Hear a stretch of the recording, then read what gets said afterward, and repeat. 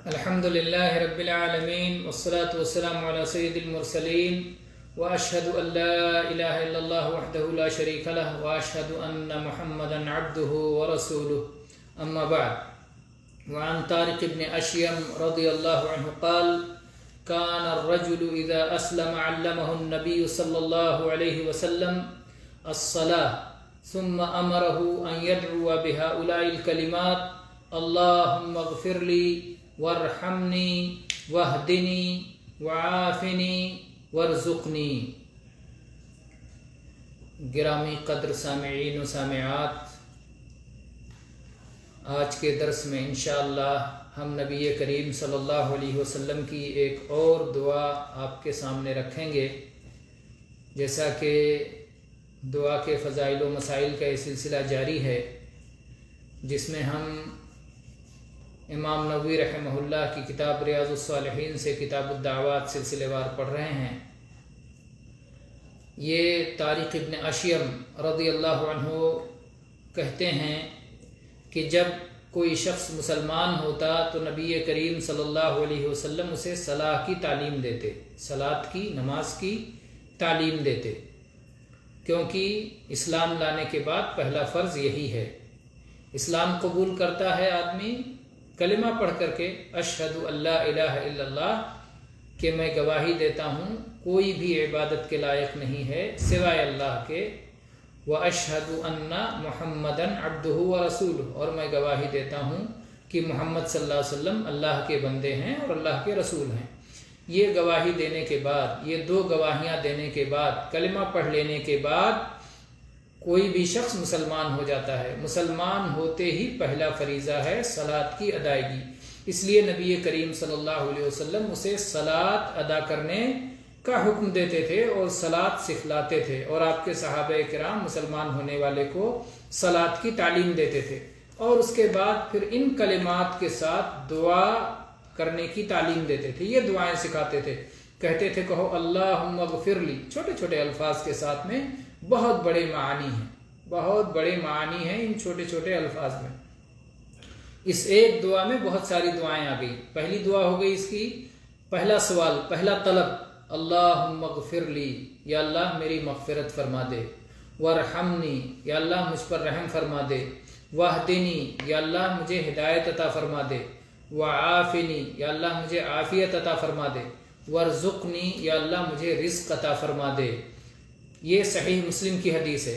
تو اس میں کل 5 چیزیں طلب کی گئی ہیں. اللہ تعالیٰ سے 5 چیزیں طلب کی گئی ہیں. پہلی چیز مغفرت، دوسری چیز رحمت، تیسری چیز ہدایت، چوتھی چیز عافیت، اور 5ویں چیز رزق. یہ 5 چیزیں طلب کی گئی ہیں. مغفرت کیا ہے جو اللہ سے مانگا گیا ہے؟ اللہم اغفر لی، یا اللہ مجھے بخش دے. یہ اردو میں ترجمہ کر دیا جاتا ہے. عربی میں مغفرت کا لفظ ہے. مغفرت کا لفظ یہ مغفر سے آیا ہے. مغفر اس لوہے کی ٹوپی کو کہتے تھے جو جنگ کی حالت میں پہن کے جاتے تھے. تو اس کا کام کیا تھا؟ لوہے کی ٹوپی کا، جس کو خود بھی کہتے ہیں. وہ لوہے کی ٹوپی سر کو چھپا لیتی تھی اور دشمن کے حملوں سے سر کو بچا لیتی تھی. تو گویا مغفرت میں 2 چیزوں کا معنی ہے، ایک چھپانے کا معنی ہے اور ایک بچانے کا. چھپانے کا اور بچانے کا. اللہم اغفر لی، یا اللہ تو میرے گناہوں کو چھپا دے، یا اللہ میرے گناہوں کو تو معاف بھی کر دے. تو اللہم اغفر لی، یا اللہ میرے گناہوں کو بخش دے میں 2 چیزیں آتی ہیں. بخشش میں، مغفرت میں گناہوں کا چھپایا جانا بھی اور گناہوں کی مغفرت بھی. یا اللہ گناہ چھپ جائیں، میرے عیوب چھپ جائیں، پردہ پوشی ہو جائے، کسی کو اس کا علم نہ ہو، نہ دنیا میں نہ آخرت میں، اور ان کی معافی بھی ہو جائے، ان پر کوئی سزا بھی نہ ملے. تو یہ کتنا جو ہے، کتنی بڑی دعا ہے، کتنی بڑی طلب ہے اللہ تعالیٰ سے. کیونکہ انسان بہرحال گنہگار ہے، گناہوں سے بچ نہیں سکتا. قسم قسم کے گناہ اس سے ہوتے رہتے ہیں، سرزد ہوتے رہتے ہیں، اور اپنی کمیوں اور کوتاہیوں پر اس کی اپنی نظر ہونی چاہیے. مٹی کا بنا ہوا ہے، اس کے اندر تواضع ہونا چاہیے. تو اس کو اللہ تعالیٰ سے یہ دو چیزیں مانگنی چاہیے، اللہم اغفر لی، یا اللہ میرے گناہوں کو چھپا دے اور انہیں معاف فرما دے۔ اس کے بعد دوسری دعا ورحمنی، یا اللہ مجھ پر رحم فرما۔ اللہ تبارک و تعالیٰ جس بندے پر رحم و کرم کرتا ہے اس پر اپنے فضل کے دروازے کھول دیتا ہے، اس کو اپنی نعمتیں عطا فرمانا شروع کر دیتا ہے۔ تو گویا اس میں اللہ کی نعمتوں کا سوال، یا اللہ مجھ پر رحم و کرم فرما، یا اللہ مجھ پر اپنی نوازش کر، یا اللہ مجھ پر مہربانی فرما۔ تو پہلے میں مغفرت میں گویا جو تکلیف دہ چیزیں ہیں، جو سزا ہو سکتی ہے، ان سے بچنے کا مطالبہ کیا گیا، اور اس میں نعمتوں کے حاصل کرنے کا مطالبہ کیا گیا، یا اللہ مصیبتوں سے بچا لے، یا اللہ نعمتیں عطا فرما دے۔ تو یہی دو چیز تو اس میں سارا خیر ہے، آدمی مصیبت سے بچ جائے اور نعمتوں کو پا جائے۔ تو یہ دو دعا میں ساری چیزیں آ گئیں، بڑی ہی جامع دعا ہے۔ اس کے بعد وحدنی، یا اللہ مجھے راستہ دکھا دے، یا اللہ مجھے راستہ دکھا دے۔ یہ جو ہے ہدایت، اللہ سے جب ہدایت مانگی جاتی ہے، راستہ دکھانا، تو ہدایت عربی میں دو طرح کی ہوتی ہے، ایک کو کہتے ہیں ہدایت ارشاد اور ایک کو کہتے ہیں ہدایت توفیق، یا ایک کو کہتے ہیں ہدایت علم اور ایک کو کہتے ہیں ہدایت عمل۔ وحدنی، یا اللہ مجھے ہدایت دے دے، یعنی یا اللہ مجھے صحیح علم عطا فرما دے اور صحیح عمل کی توفیق دے دے۔ تو صحیح علم بھی ہو جائے کسی مسئلے میں کہ اس مسئلے میں کیا کرنا چاہیے، اور پھر اس پر ارادہ بھی بن جائے کہ آدمی اس پر چلنے لگ جائے، تو وہ بھی اللہ کی توفیق سے ہے۔ آدمی صحیح راستے پر اللہ کی توفیق ہی سے چل سکتا ہے۔ تو علم و عمل دونوں کا مطالبہ ہے جب آدمی اللہ سے ہدایت کی دعا کرتا ہے، یا اللہ مجھے سیدھی راہ دکھا دے اور سیدھی راہ پر چلا دے، کیونکہ یہ دونوں تیرے ہاتھ میں ہیں۔ کچھ لوگ ہوتے ہیں جن کو ہدایت کی راہ نظر آ جاتی ہے، اس کے باوجود اس پر چلتے نہیں ہیں، جیسا کہ قرآن پاک میں قوم سمود کے بارے میں اللہ تعالیٰ نے فرمایا وَأَمَّا سَمُودُ فَهَدَيْنَاهُمْ فَاسْتَحَبُّوا الْعَمَى عَلَى الْهُدَى، کہ قوم سمود کو ہم نے راستہ دکھایا تھا، لیکن انہوں نے اندھے بن جانے کو ہدایت پر ترجیح دی، یعنی راستہ دکھا لیکن اس پر چلے نہیں، انہیں اللہ تعالیٰ کی طرف سے انہیں مخذول کر دیا گیا، بے توفیق کر دیا گیا، وہ چل نہیں سکے۔ تو اللہ تعالیٰ ہی ہے جو راستہ دکھاتا بھی ہے، راستہ پر چلاتا بھی ہے۔ ہم بندے عاجز ہیں، ہم اللہ سے دعا کرتے ہیں یا اللہ تو ہمیں ہدایت دے دے، یعنی ہدایت دلالت بھی اور ہدایت توفیق بھی، یا اللہ راستہ دکھا بھی دے، راستے پر چلا بھی دے۔ کبھی آدمی حیران ہو جاتا ہے، چوراہے پہ کھڑا ہے، منزل کا راستہ، ہماری منزل تک جانے والا راستہ کون سا ہے اسے نہیں سوچتا۔ اللہ تعالیٰ اس موقع پر اگر روشنی پیدا کر دیتا ہے اور راستہ سجھا دیتا ہے تو یہ اللہ کا کرم ہے۔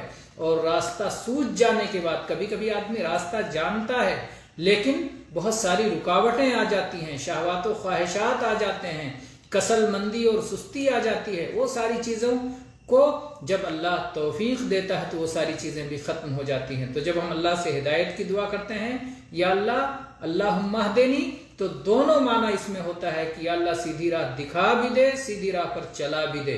اس کے بعد میں پھر ہم دعا کرتے ہیں وعافنی، یا اللہ مجھے عافیت دے دے، عافیت دے دے، عافیت یعنی بچا لے، بیماری سے بچا لے۔ عافیت صحت اور عافیت اس کے الٹا ہے مرض اور بیماری۔ تو عافیت دے دے یعنی اللہ مجھے تندرستی عطا فرما دے، مجھے صحت عطا فرما دے، مجھے بیماریوں سے محفوظ کر لے، امراض سے مجھے حفاظت دے دے۔ بیماریاں دو طرح کی ہوتی ہیں، ایک شکوک و شبہات کی بیماری اور دوسرے خواہشات کی بیماری۔ شکوک و شبہات میں کفر کی بیماری، نفاق کی بیماری، اور اس طرح سے سارے جو دینی امور میں عام طور پر بیماریاں آتی ہیں علم کی کمی کی وجہ سے، وہ سب شکوک کی بیماریاں ہوتی ہیں۔ اور شہوات کی بیماری جو طلب و ارادہ میں اور عمل میں جو رکاوٹ بنتی ہیں، وہ عام طور پہ شہوات کی اور خواہشات کی بیماری ہوتی ہیں۔ تو جب آدمی کہتا ہے یا اللہ مجھے عافیت دے دے، تو یعنی اللہ شک کی بیماری سے بچا لے، یا اللہ کفر کی بیماری سے بچا لے، یا اللہ بدعات سے بچا لے، یا اللہ اپنے اولیاء کے دشمنی سے بچا لے، یا اللہ خیر کی محبت عطا فرما دے دل کے اندر، یا اللہ مجھے کسی بھی طرح کی خواہشات جو مجھے برے راہوں پر لے جاتی ہیں ان خواہشات سے یا اللہ میری حفاظت فرما لے۔ تو یہ عافیت کی دعا بندہ مانگتا ہے اللہ سے کہ اللہ بدنی بیماری سے، قلبی بیماری سے، روحانی بیماری سے، جسمانی بیماری سے، ہر طرح کی بیماری سے یا اللہ تو محفوظ فرما دے۔ اس کے بعد آدمی کہتا ہے ورزقنی، یا اللہ تو رزق عطا فرما۔ رزق بھی صرف مادی رزق مراد نہیں، ہر طرح کا رزق ہے اس میں، نوازشیں، عطا جو بھی اللہ تعالیٰ کی عطا ہے، علم کی عطا ہے، عمل کی عطا ہے، مال کی عطا ہے، تو ہر طرح کا رزق عطا فرما دے۔ اللہم ارزقنی، یا اللہ تو مجھے عطا فرما دے، یا اللہ تو مجھے نواز دے، یا اللہ تو مجھے رزق دے دے۔ تو ہر طرح کا رزق بندہ اس میں مانگ لیتا ہے۔ اس اعتبار سے اس دعا میں دنیا اور آخرت سب شامل ہے، اور اللہ کے نبی صلی اللہ علیہ وسلم نے ایک الفاظ میں تو صاف صاف فرما دیا کہ یہ مانگ لو تو دنیا آخرت سب گویا تم مانگ رہے ہو۔ چنانچہ ایک روایت میں الفاظ ہیں کہ نبی کریم صلی اللہ علیہ وسلم سے ایک شخص نے پوچھا کیف اقول حین اسأل ربی، جب میں اپنے رب سے سوال کروں، جب میں اپنے مالک و مولا اللہ تعالیٰ سے مانگوں، دعا کروں تو کیسے کہوں؟ تو اللہ کے نبی صلی اللہ علیہ وسلم نے فرمایا قل، کہو، ایسا کہو، کیا کہو؟ اللہم اغفر لی وارحمنی وعافنی وارزقنی۔ یہ دعا آپ نے سکھائی، اللہم اغفر لی وارحمنی وعافنی وارزقنی، یا اللہ مجھے بخش دے، یا اللہ مجھ پر رحم فرما، یا اللہ مجھے عافیت دے، یا اللہ مجھے رزق دے۔ فَإِنَّ هَؤُلَاءِ تَجْمَعُ لَكَ دُنْيَاكَ وَآخِرَتَكَ، یہ کلمات تمہارے لیے دنیا اور آخرت کی ساری بھلائیاں اس میں جمع ہیں۔ آپ وہ حدیث بھی یاد کیجئے جس میں ہے کہ نبی کریم صلی اللہ علیہ وسلم دونوں سجدوں کے درمیان جب بیٹھتے تھے تو یہ دعا پڑھتے تھے۔ صلاۃ کے اندر دونوں سجدوں کے درمیان کی جو بیٹھک ہے وہ اکیلی ایسی بیٹھک ہے جس میں صرف مانگنا ہے اللہ سے، چاہے تھوڑا سا مانگ لو، رب اغفر لی ایک ہی دعا مانگ لو، اور یا اس سے یہ ساری دعائیں مانگ لو۔ تو یہ مانگنے کا وقت ہے، سجدے میں گئے، سر اٹھاؤ اللہ سے مانگو اور پھر سجدے میں چلے جاؤ، یہ مانگنے کا وقت ہے۔ تو دونوں سجدوں کے درمیان بھی یہ دعا اللہ کے نبی صلی اللہ علیہ وسلم پڑھا کرتے تھے۔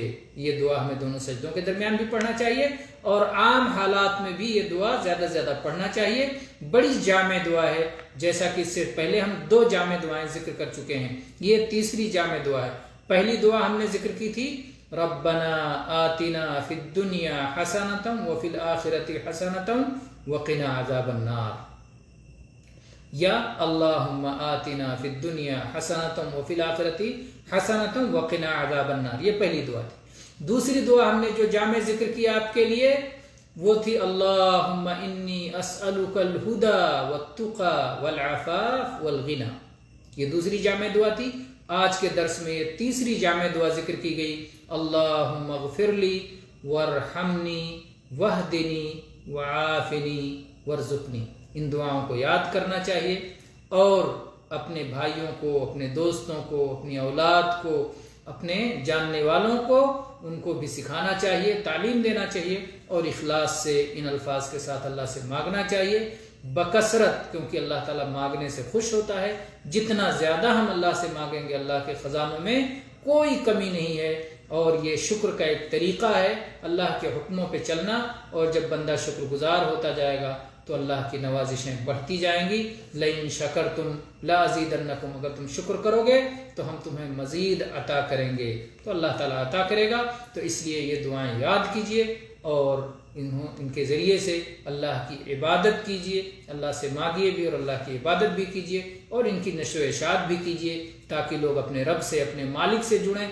آج لوگوں کو مالک کی قدر ہی نہیں ہے، ادھر ادھر مانگتے ہیں، ہزاروں در بنا رکھے ہیں اور ہر در سے دور دور ہوتے ہیں۔ اگر اللہ کا در تھام لیں تو دور دور نہیں ہوں گے، بلکہ اللہ تعالیٰ تو وہ ہے جو بلا مانگے دیتا ہے، مانگنے والوں کو کس قدر عطا فرمائے گا، اس میں کوئی شک نہیں کہ وہ مانگنے والوں کو کبھی خالی ہاتھ اور نامراد نہیں لوٹاتا، یا کم از کم اگر مانگی ہوئی چیز نہیں ملتی ہے تو وہ اجر و ثواب اور ذخیرہ بن جاتا ہے۔ کل قیامت کے دن بندہ پہنچے گا تو وہ دیکھے گا کہ میں جو اللہ سے مانگتا تھا آج یہ سب جمع ہے، اس کا اجر و ثواب، وہ عبادت کرتا تھا، وہ اجر و ثواب تھا، اس کے ذریعے درجات بلند ہوں گے۔ اللہ تعالیٰ سے دعا ہے کہ اللہ تعالیٰ ہمیں صرف اپنا فقیر اور اپنا بھکاری بنائے، اور اللہ تعالیٰ ہماری دنیا بھی بنا دے اور آخرت بھی بنا دے، ہر طرح کے شر سے اللہ ہماری حفاظت فرما دے، دنیا کی خیرات اور بھلائیاں عطا فرما دے، اور آخرت کے مصائب سے نجات دے کر کے، جہنم کی آگ سے نجات دے کر کے جنت کی نعمتیں عطا فرما دے۔ آمین۔ وآخر دعوانا الحمد للہ رب العالمین، وصلی اللہ علی نبینا وسلم۔